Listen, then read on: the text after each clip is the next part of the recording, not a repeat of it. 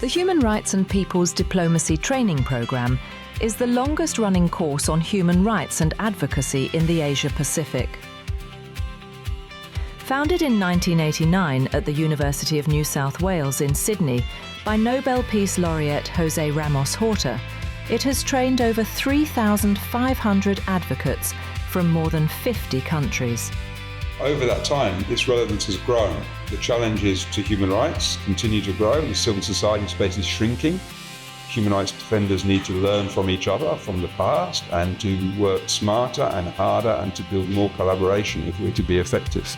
Intensive 2 weeks where participants live and learn side by side. Classes, workshops, field visits and practical exercises. Academic insight meets grassroots experience. It was not just an opportunity to learn, but also to raise our concerns and our fights from our different participants and how we can help each other and support each other. On the agenda, some urgent challenges: climate change, violence against women, SOGI rights, land grabbing, freedom of association, the rights of migrants and indigenous peoples, transitional justice, democracy, and the Sustainable Development Goals.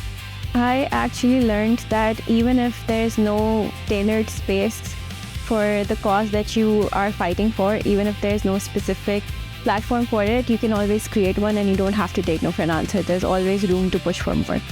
Since 2023, its permanent home is in Dili, Timor-Leste.